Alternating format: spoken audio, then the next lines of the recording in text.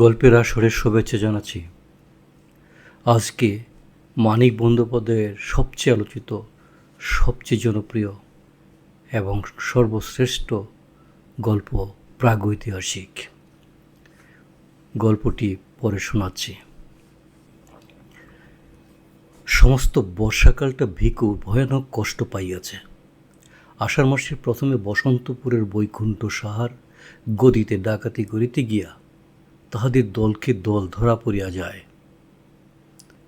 11 জনের মধ্যে কেবল ভিকুই কাঁধে একটা বর্ষার খোঁচা খাইয়া পলাইতে পারিয়াছিল।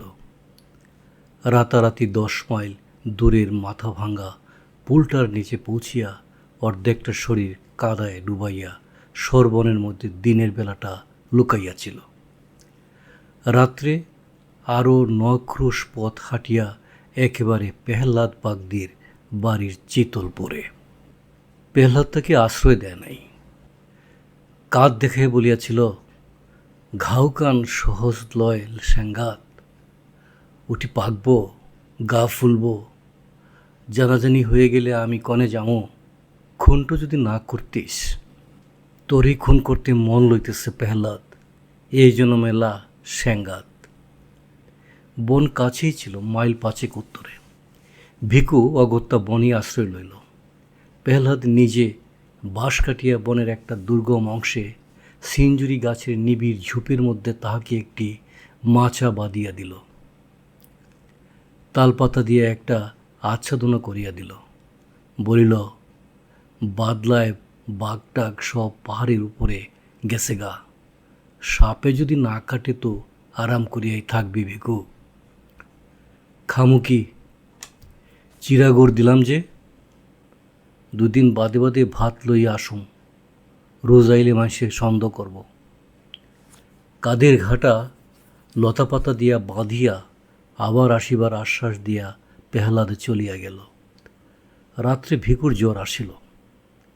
পরদিন টের পাওয়া গেল পেহ্লাদের কথাই ঠিক, কাদের ঘা ভিকুর দুনাইয়া উঠিয়াছে। ডান হাতটি ফুলিয়া ঢুল হইয়া গিয়াছে এবং হাতটি তাহার নাড়িবার সামর্থ্য নাই। বর্ষাকালে যে বনে বাঘ বাস করিতে চায় না, এমনই অবস্থায় সেই বনে জলে ভিজিয়া মশা ও পোকার উৎপাত সহিয়া দেহের কোনো না কোনো অংশ হইতে ঘণ্টায় একটি করিয়া যোগ টানিয়া ছাড়াইয়া জ্বরে ও ঘায়ের ব্যথায় ধুকিতে ধুকিতে ভিকু 2 দিন 2 রাত্রি সংকীর্ণ মাচাটুকুর উপর কাটাইয়া দিল। বৃষ্টির সময় ছাট লাগিয়া সে ভিজিয়া গেল। রোদের সময় ব্যবসা গরম গুমটে সে হাঁপাইয়া শ্বাস টানিল। পোকার অত্যাচারে দিনরাত্রি তাহার এক মুহূর্তের স্বস্তি রহিল না। পেহ্লাদ কয়েকটা বিড়ি দিয়া গিয়াছিল, সেগুলি ফুরাইয়া গিয়াছে। 3-4 দিনের মতো চিড়া আছে বটে, কিন্তু গুড় একটুও নাই। গুড় ফুরাইয়াছে, কিন্তু গুড়ের লোভে যে লাল পিঁপড়াগুলি ঝাঁক বাঁধিয়া আসিয়াছিল, তাহারাই এখনও মাছের উপর ভিড় করিয়া আছে। ওদের হতাশার জ্বালা ভিকুই অবিরত ভোগ করিতেছে সর্বাঙ্গে। মনে মনে পেহ্লাদের মৃত্যু কামনা করিতে করিতে ভিকু তবু বাঁচিবার জন্য প্রাণপণে যুজিতে লাগিল।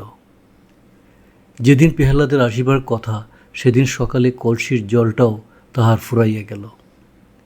বিকাল পর্যন্ত পেহ্লাদের জন্য অপেক্ষা করিয়া তৃষ্ণার পীড়ন আর সহিতে না পারিয়া কলসিটা লইয়া সে যে কত কষ্টে খানিক দূরের নালা হইতে আধ কলসির জল ভরিয়া আনিয়া আবার মাচায় উঠিল, তাহার বর্ণনা হয় না।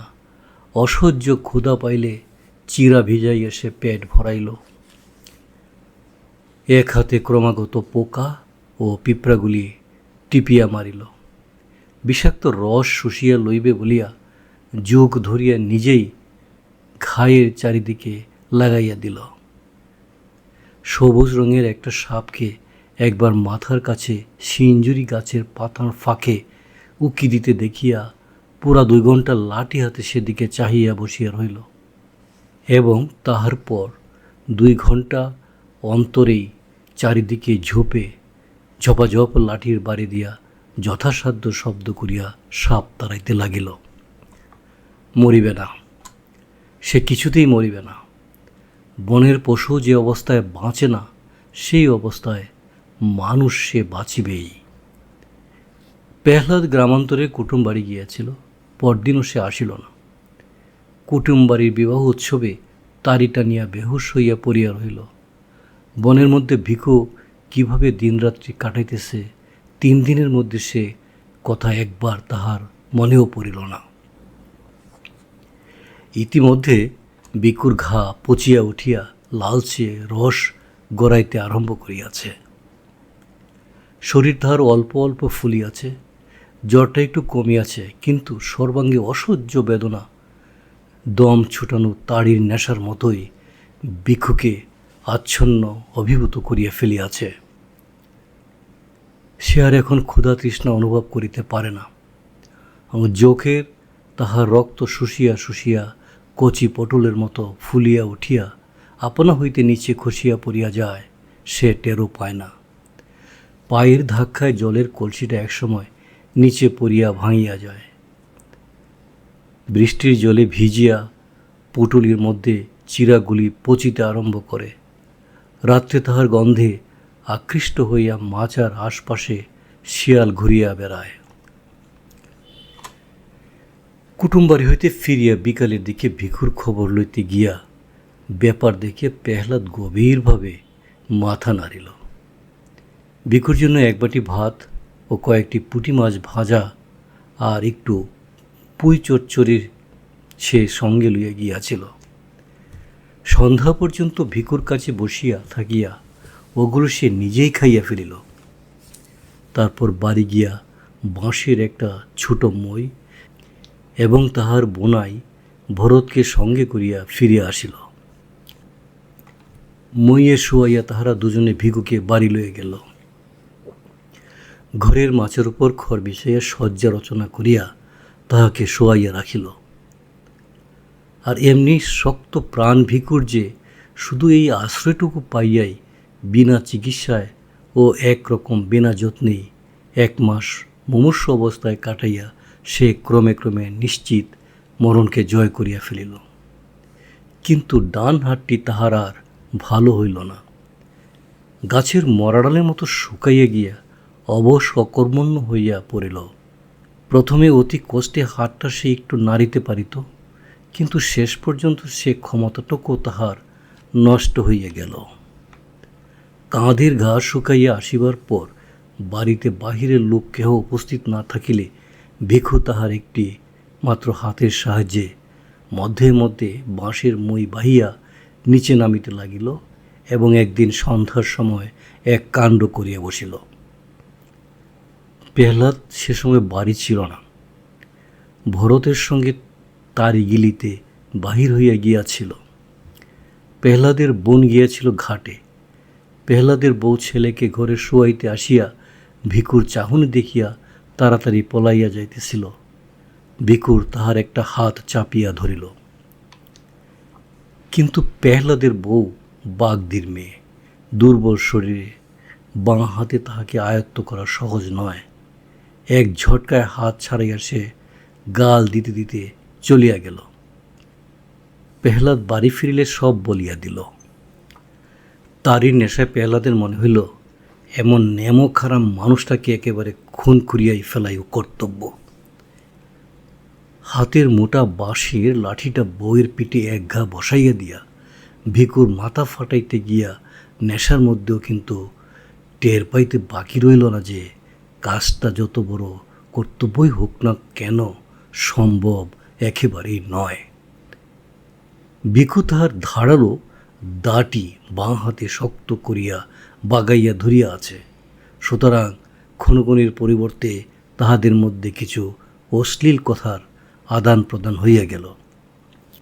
শেষে পেহ্লাদ বলিল, তোর লাগিয়া আমার 60 টাকা খরচ গেছে, টাকাটা দে, দিয়া বাইর আমার বাড়ির থেকে দূর হ। ভিখু বলিল, আমার কোমরে একটা বাজু বাইন্দা রাখছিলাম, তুই চুরি করছস, আগে আমার বাজু ফিরাইয়া দে, তবে যামো। তোর বাজুর খবর জানে কেডারে? বাজু দে কইলাম পেহ্লাদ, ভালো চাস তো।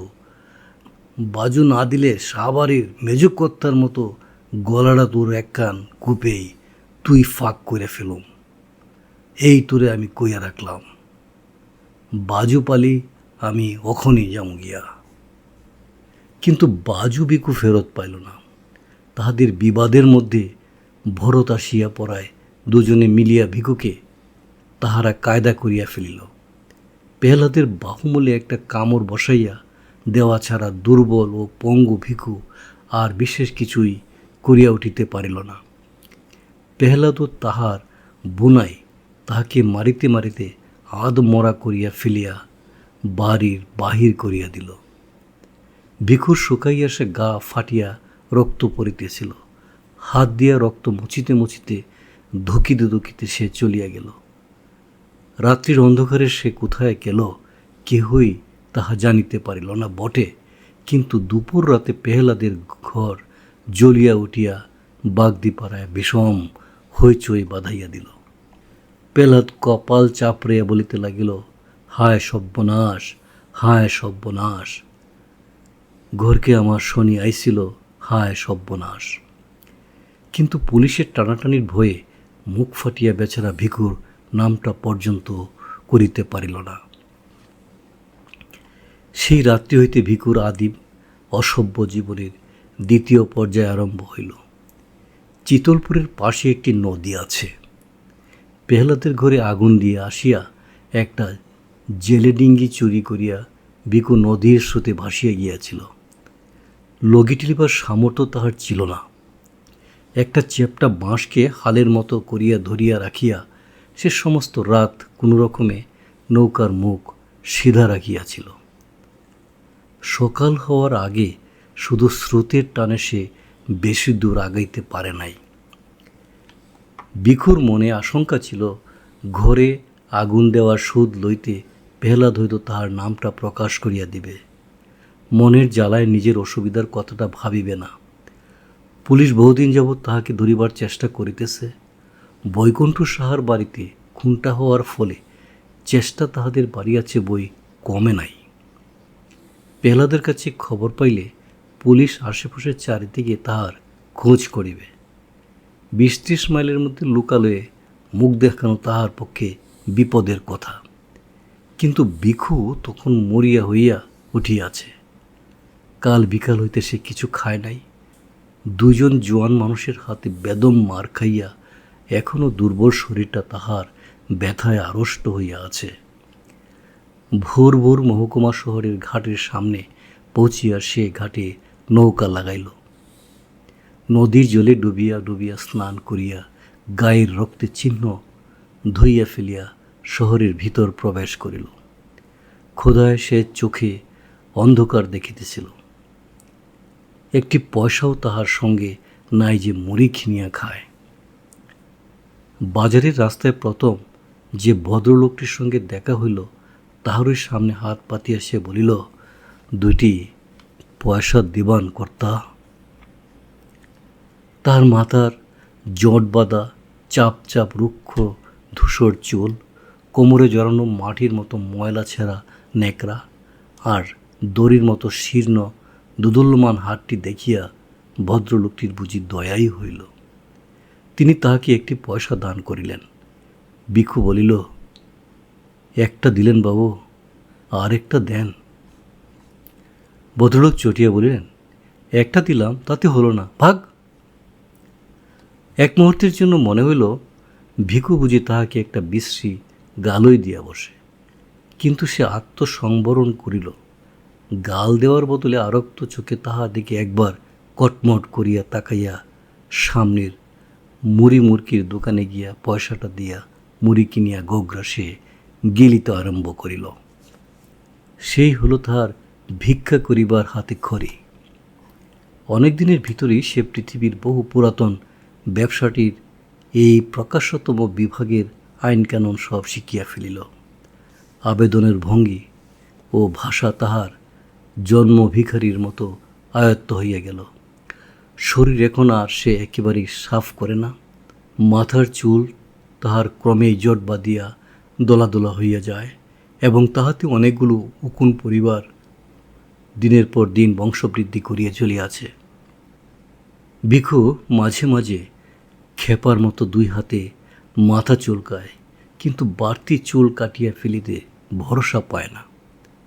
ভিক্ষা করিয়া সে একটা ছেঁড়া কোট পাইয়াছে, কাঁধের ক্ষত চিহ্নটা ঢাকিয়া রাখিবার জন্য দারুণ গোমটের সময়ও কোটটা সে গায়ে চাপাইয়া রাখে।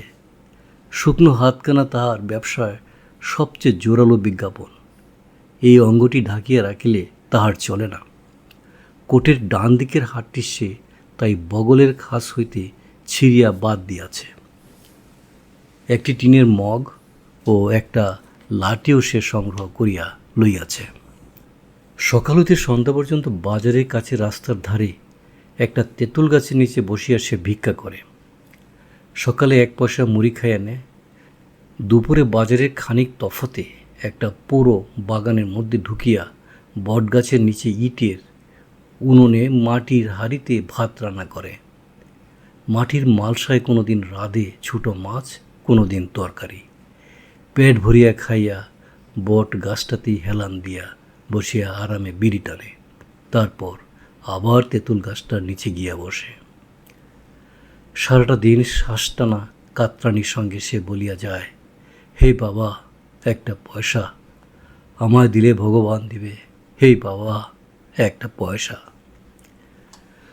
অনেক প্রাচীন বলির মতো ভিক্ষা আং নৈব নৈব চ শ্লোকটা আসলে অসত্য। সারাদিনে ভিক্ষুর সামনে দিয়ে 1000-1500 লোক যাতায়াত করে এবং গড়ে প্রতি 50 জনের মধ্যে একজন তাহাকে পয়সা অথবা আদলা দেয়।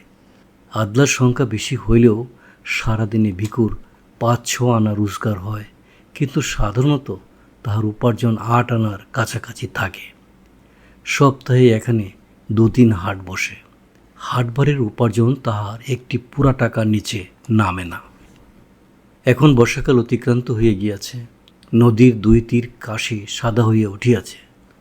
নদীর কাছেই বিন্নু মাঝির বাড়ির পাশে ভাঙা চালাটা ভিখু মাসিক 8 আনায় ভাড়া করিয়াছে। রাত্রে সে ওখানেই শুইয়া থাকে। ম্যালেরিয়ায় মৃত এক ব্যক্তির জীর্ণ কিন্তু পুরো একটি কাঁথা সংগ্রহ করিয়াছে।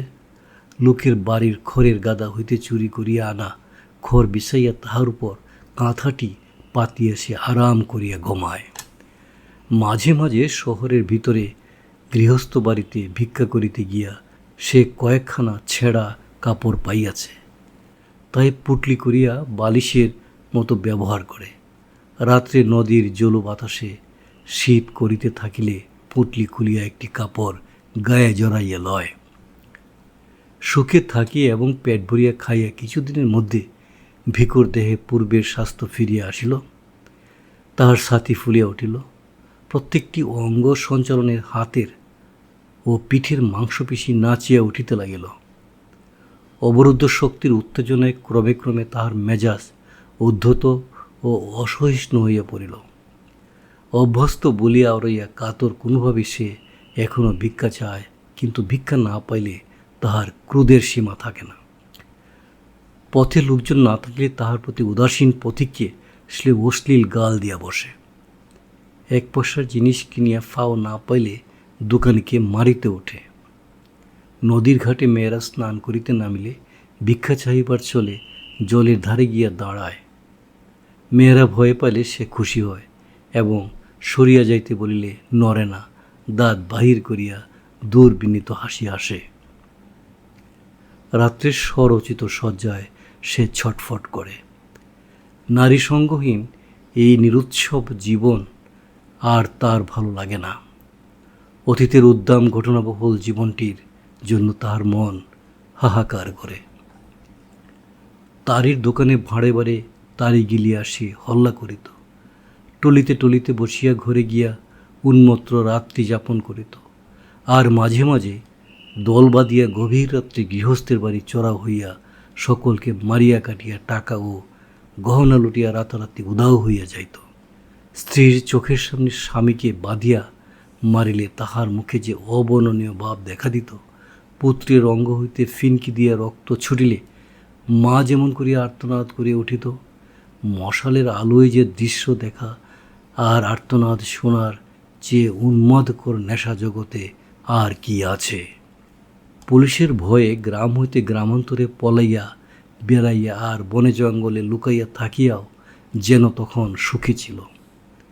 তাহার দলের অনেকেই বারবার ধরা পড়িয়া জেল খাটিয়াছে, কিন্তু জীবনে একবারের বেশি পুলিশ তাহার নাগাল পায় নাই।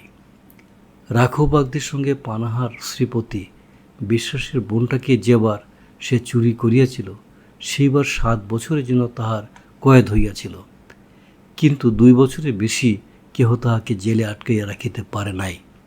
এক বর্ষার সন্ধ্যায় জেলের প্রাচীর ডিঙে সে পালাইয়াছিল। তারপর একা সে গৃহস্থ বাড়িতে ঘরের বেড়া কাটিয়া চুরি করিয়াছে। দিন দুপুরে পুকুর ঘাটে একাকিনী গৃহস্থ বধূর মুখ চাপিয়া গলার হার হাতের বালা খুলিয়া লইয়াছে। রাখুর বউকে সঙ্গে নিয়া নোয়াখালী হইয়া সমুদ্র ডেঙ্গিয়া পাড়ি দিয়াছে একেবারে হাতিয়ায়। 6 মাস পরে রাখুর বউকে হাতিয়ায় ফেলিয়া আসিয়া পরপর 3 বার 3টা দল করিয়া দূরে দূরে কত গ্রামে যে ডাকাতি করিয়া বেড়াইয়াছে, তাহার সবগুলির নামও এখন তাহার স্মরণ নাই।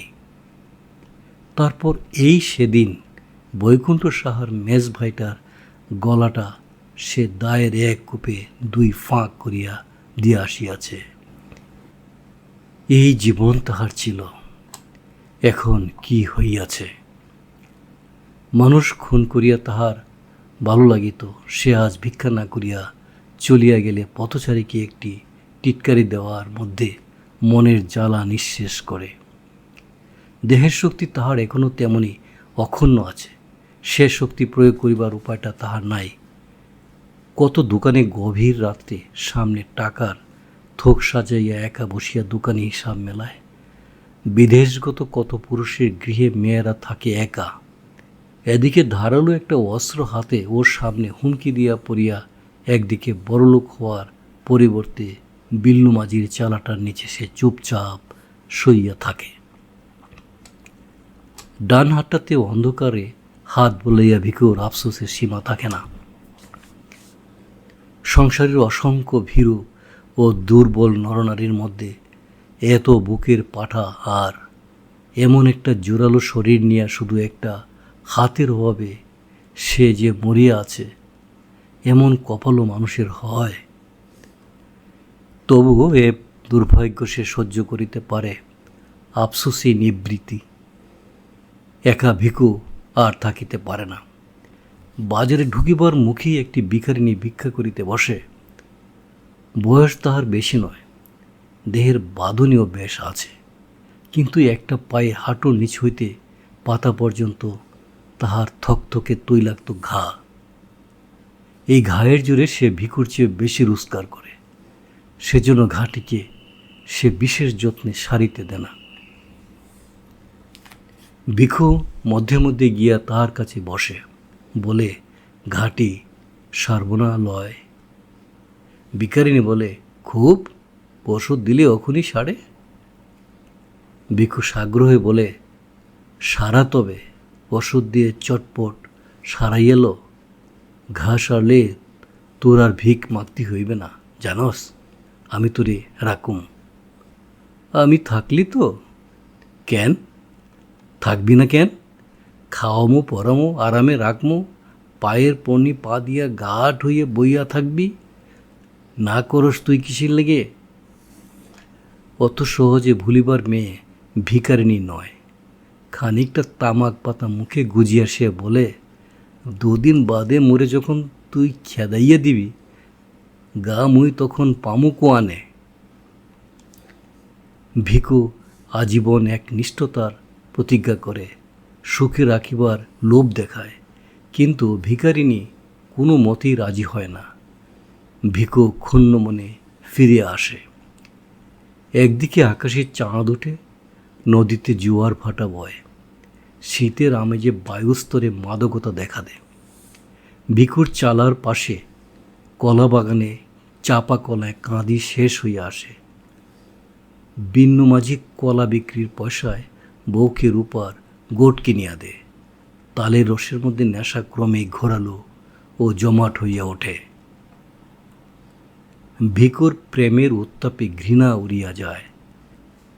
নিজেকে সে আর সামলাইয়া রাখিতে পারে না। একদিন সকালে উঠিয়া এসে ভিখারিনীর কাছে যায়, বলে, আচ্ছা ল, গা লইয়া চল। ভিখারিনী বলে, আগে আইবার পারো নাই, যা অখন মর গিয়া আখার তলের শালি খা গিয়া। কেন, শালিকাউনের কথাটা কি? তোররা গিয়ে হা করে বৈশা আছি ভাবছস তুই? বটে, আমি ওই উহার সাথে রয়েছি।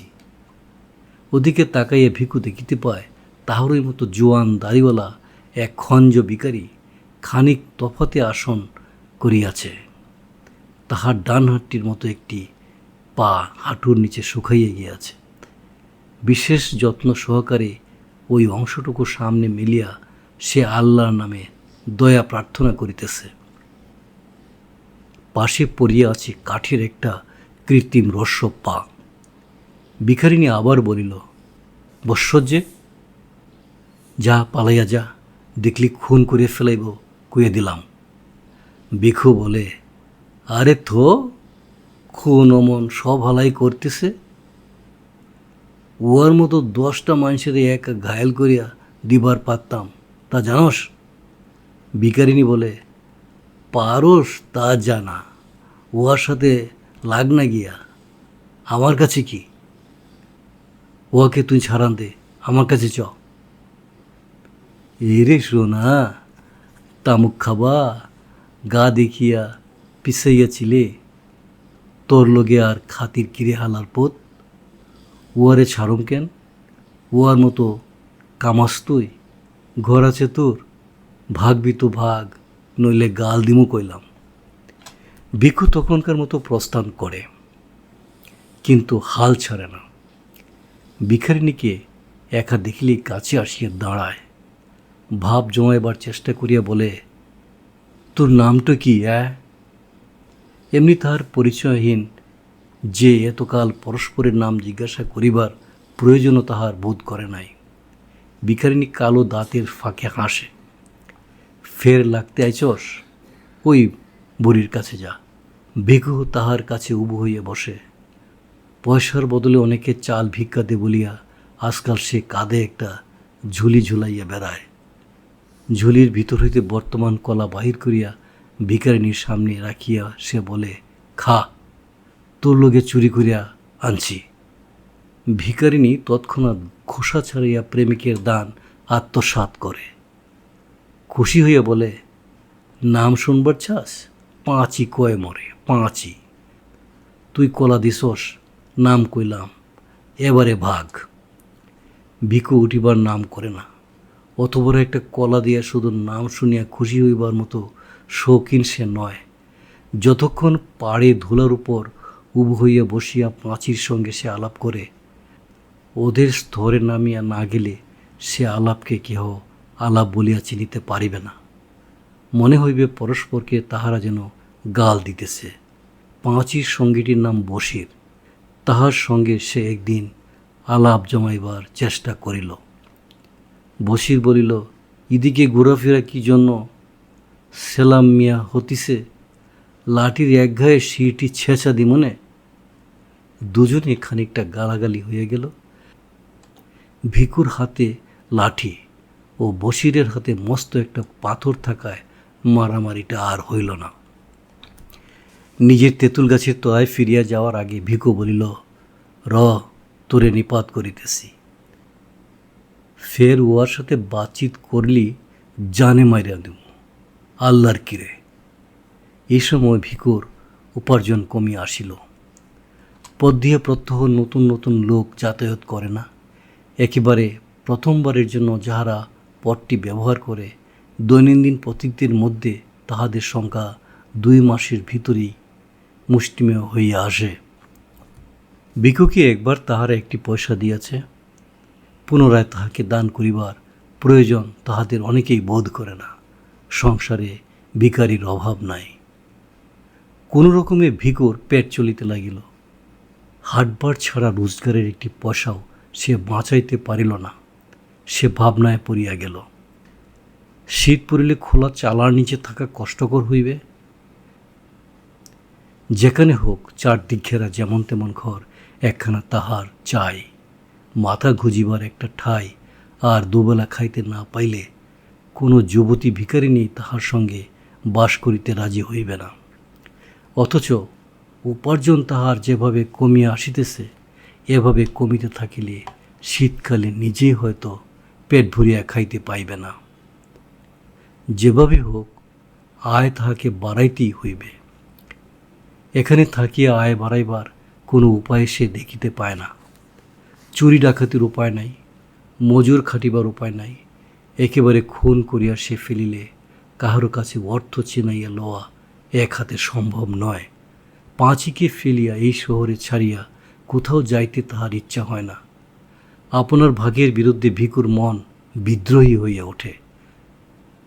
তাহার চালার পাশে বিন্ন মাঝির সুখী পারিবারিক জীবনটা তাহাকে হিংসায় জর্জরিত করিয়া দেয়। এক একদিন বিন্নুর ঘরে আগুন ধরাইয়া দিবার জন্য মন ছটফট করিয়া ওঠে। নদীর ধারে খেপার মতো ঘুরিতে ঘুরিতে তাহার মনে হয় পৃথিবীর যত খাদ্য ও যত নারী আছে একা সব দখল করিতে না পারিলে তাহার তৃপ্তি হইবে না। আর কিছুকাল ভিখু এমনই অসন্তোষের মধ্যে কাটাইয়া দিল। তারপর একদিন গভীর রাত্রে ঝুলির মধ্যে তাহার সমস্ত মূল্যবান জিনিস ভরিয়া জমানো টাকা কটি কোমরের কাপড়ে শক্ত করিয়া বাঁধিয়া ভিখু তাহার চালা হইতে বাহির হইয়া পড়িল। নদীর ধারে একদিন সে হাতখানেক লম্বা একটা লোহার শিক কুড়াইয়া পাইয়াছিল। অবসর মতো পাথরে ঘষিয়া শিকটির একটা মুখ সে চুখা করিয়াছে। এই অস্ত্রটি সে ঝুলির মধ্যে ভরিয়া সঙ্গে লইল। অমাবস্যার অন্ধকারে আকাশ ভরা তারা তখন ঝিকিমিকি করিতেছে। ঈশ্বরের পৃথিবীতে শান্ত স্তব্ধতা। বহুকাল পরে মধ্যরাত্রির জনহীন জগতে মনের মধ্যে ভয়ানক একটা কল্পনা লইয়া বিচরণ করিতে বাহির হইয়া ভিখুর অকথনীয় উল্লাস বোধ হইল। নিজের মনে অস্ফুট স্বরে সে বলিয়া উঠিল, বাটি লইয়া ডানটির যদি রেহাই দিত ভগবান। নদীর ধারে ধারে আধ মাইল হাঁটিয়া গিয়া একটা সংকীর্ণ পথ দিয়া সে শহরে প্রবেশ করিল। বাজার বা হাতি রাখিয়া ঘুমন্ত শহরের বুকে ছোট ছোট অলিগুলি দিয়া শহরের অপর প্রান্তে গিয়া পৌঁছিল। শহরে যাওয়ার পাকা রাস্তাটি এখান দিয়া শহর হইতে বাহির হইয়াছে। নদী ঘুরিয়া আসিয়া 2 মাইল তফাত এই রাস্তারই পাশে মাইলখানেক রহিয়া গিয়া আবার দক্ষিণ দিকে পরিবর্তন করিয়াছে। কিছু দূর পর্যন্ত রাস্তার দুদিকের ফাঁকে ফাঁকে 2-1টি বাড়ি চোখে পড়ে। তারপর ধানের ক্ষেত ও মাঝে মাঝে জঙ্গলাকীর্ণ পতিত ডাঙ্গায় দেখা পাওয়া যায়। এমনি একটা জঙ্গলের ধারে জমি সাফ করিয়া 5-7খানা করে তুলিয়া কয়েকটা হতবাকা মানুষ একটি দরিদ্রতম পল্লী স্থাপিত করিয়াছে। তার মধ্যে একটি কোড়ে বসিরের। ভোরে উঠিয়া ঠকঠক শব্দে কাঠির পা ফেলিয়া সে শহরে ভিক্ষা করিতে যায়। সন্ধ্যার সময় ফিরিয়া আসে। পাঁচি গাছের পাতা জ্বালাইয়া ভাত রাঁধে। বসির টানে তামাক। রাত্রে পাঁচি পায়ের ঘায়ে ন্যাকড়ায় পটি জড়ায়। বাঁশের খাটে পাশাপাশি শুইয়া তাহাদের কাটা কাটা কদর্য ভাষার গল্প করিতে করিতে তাহারা ঘুমাইয়া পড়ে। তাহাদের নীর, তাহাদের শয্যা ও তাহাদের দেহ হইতে একটা ভাবসা পচা দুর্গন্ধ উঠিয়া খড়ের চালের ফুটা দিয়া বাহিরে বাতাসে মিশিতে থাকে। ঘুমের ঘরে বসির নাক ডাকায়। পাঁচি বিড়বিড় করিয়া বকে। ভিখু একদিন ওদের পিছু পিছু আসিয়া ঘর দেখিয়া গিয়াছিল। অন্ধকারে সাবধানে ঘরের পিছনে গিয়া বেড়ার ফাঁক কান পাতিয়া সে কিছুক্ষণ কচু বনের মধ্যে দাঁড়াইয়া রহিল। তারপর ঘুরিয়া ঘরের সামনে আসিল। ভিখারির কোড়ে দরজার ঝাপটি পাঁচি ভিতরিতে বন্ধ করে নাই, শুধু ঠেকাইয়া রাখিয়াছিল। ঝাপটা সন্তর্পণে একপাশে সরাইয়া ঝুলির ভিতর হইতে শিকটি বাহির করিয়া শক্ত করিয়া ধরিল। ঘরের মধ্যে প্রবেশ করিল। বাহিরে তারার আলো ছিল, ঘরের ভিতরে সেটুকু আলোরও অভাব। দেশলায় জ্বালিবার অতিরিক্ত হাত নাই। ঘরের মধ্যে দাঁড়াইয়া ভিখু ভাবিয়া দেখিল বসিরের হৃৎপিণ্ডের অবস্থানটি নির্ণয় করা সম্ভব নয়। বাঁ হাতের আঘাত ঠিক জায়গা মতো না পড়িলে বসির গোলমাল করিবার সুযোগ পাইবে, তাহাতে মুশকিল অনেক। কয়েক মুহূর্ত চিন্তা করিয়া বসিরের শিয়রের কাছে সরিয়া গিয়ে একটিমাত্র আঘাতে ঘুমন্ত লোকটার তালুর মধ্যে শিকের চোখা দিকটা প্রায় 3 আঙ্গুলের ভিতর ঢুকাইয়া দিল। অন্ধকারে আঘাত কত দূর মারাত্মক হইয়াছে বুঝিবার উপায় ছিল না। শিকটা মাথার মধ্যে ঢুকিয়াছে টের পাইয়াও ভিখু তাই নিশ্চিন্ত হইতে পারিল না। এক হাতে সবলে বসিরের গলা চাপাইয়া ধরিল। পাঁচিকে বলিল, চুপ থাক, চিল্লবি তো তোরেও মাইরা ফেলামো। পাঁচি চেঁচাইল না, ভয়ে গুঙ্গাইতে লাগিল। ভিখু তখন আবার বলিল, একটুকু আওয়াজ লয়, ভালো চাস তো একদম চুপ মাইরা থাক। বসির নিস্পন্দ হয়ে গেলে ভিখু তাহার গলা হইতে হাত সরাইয়া লইল। দম লইয়া বলিল, আলোটা জ্বালাইয়া দে পাঁচি। পাঁচি আলো জ্বালিলে ভিখু পরম তৃপ্তির সঙ্গে নিজের কীর্তি করিয়া চলিল। একটিমাত্র হাতের সাহায্যে অমন জোয়ান মানুষটাকে ঘায়েল করিয়া গর্বে তাহার সীমা ছিল না। পাঁচির দিকে তাকাইয়া সে বলিল, দেখছস কেডাকারে খুন করলো, দেখছস? তখন পই পই কইরে কইলাম, মিয়াবাই ঘোড়া ডিঙাইয়া ঘাস খাইবার লারবা গো, ছাড়ান দেও। শুইনে মিয়াবাই হইল গোসা, কয় কিনা শির শেষা দিমো, দেন গো দেন, শির শেষা দেন মিয়াবাই।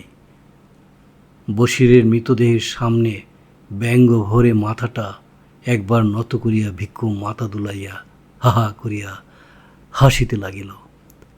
সহসা ক্রুদ্ধ হইয়া বলিল, ঠেরাইবান বোবা কেন গো? আরে কথা ক, হার হাবাইত্যা মাইয়া, তোরে দিব নাকি সাবার করিয়া, হ্যাঁ? পাঁচি কাঁপিতে কাঁপিতে বলিল, এবারে কি করবি? দেখ কি করি। পয়সা করি কনে গুনে রাখছে, আগে তাই ক। বসিরের গোপন সঞ্চয়ের স্থানটি পাঁচি অনেক কষ্টে আবিষ্কার করিয়াছিল। ভিখুর কাছে প্রথমে সে অজ্ঞতার ভান করিল, কিন্তু ভিখু আসিয়া চুলের মুঠি চাপিয়া ধরিলে প্রকাশ করিতে পথ পাইল না। বসিরের সমস্ত জীবনের সঞ্চয় কম নয়, টাকায় আদলতে 100 টাকার ওপর। একটা মানুষকে হত্যা করিয়া ভিখু পূর্বে ইহার চেয়ে বেশি উপার্জন করিয়াছে। তবু সে খুশি হইল, বলিল, কি নিবি? পুটলি বাদ্যে ফেলা পাঁচি। তারপর ল রাইত থাকতে মেলা করি, খানিক বাদে নৌমির চাঁদ উঠব, আলোয় পটটুকু পার হম। পাঁচি পুটুনি বাঁধিয়ে লইল। তারপর ভিখুর হাত ধরিয়া খোরাইতে খোরাইতে ঘরের বাহিরে লইয়া রাস্তায় গিয়া উঠিল। পূর্বাকাশের দিকে চাহিয়া ভিখু বলিল, অখরে চাঁদ উঠিবে পাঁচি। পাঁচি বলিল, আমরা জামুকনে, সদর, ঘাটে না, চুরি করুম, বিয়ানে শ্রীপতিপুরের সামনে জংলার মধ্যে ঢুকে থাকুম, রাইতে একদম সদর, পা চালাইয়া চ পাছি, 1 কোষ পথ হাঁটন লাগব। পায়ের ঘা লইয়া তাড়াতাড়ি চলিতে পাঁচির কষ্ট হইতেছিল। ভিখু সহসা এক সময় দাঁড়াইয়া পড়িল, বলিল, পায়ে নি তুই ব্যথা পাস পাঁচি? হ, ব্যথা জানায়। পিঠে চাপামো? পারবি কেন? পারুম, আয়। ভিখুর গলা জড়াইয়া ধরিয়া পাঁচি তাহার পিঠের উপর ঝুলিয়া রহিল। তাহার দেহের ভারে সামনে ঝুঁকিয়া ভিখু জুড়ে জুড়ে পথ চলিতে লাগিল। পথে দুদিকে ধানের ক্ষেত আবছা আলোয় নিঃসাড়ে পড়িয়া আছে। দূরে গ্রামের গাছপালার পিছন হইতে নবমীর চাঁদ আকাশে উঠিয়া আসিয়াছে। ঈশ্বরের পৃথিবীতে শান্ত স্তব্ধতা। হয়তো এই চাঁদ আর এই পৃথিবীর ইতিহাস আছে, কিন্তু যে ধারাবাহিক অন্ধকার মাতৃগর্ভ হইতে সংগ্রহ করিয়া দেহের অভ্যন্তরে লুকাইয়া ভিখু ও পাঁচি পৃথিবীতে আসিয়াছিল, এবং যে অন্ধকার তাহারা সন্তানের মাংসল আবেষ্টনের মধ্যে গোপন রাখিয়া যাইবে, তাহা প্রাগৈতিহাসিক। পৃথিবীর আলো আজ পর্যন্ত তাহার নাগাল পায় নাই, কোনো দিন পাইবেও না। আজ তাহলে এ পর্যন্তই। খুব শীঘ্রই আবার দেখা হবে। ততদিন ভালো থাকুন, সুস্থ থাকুন।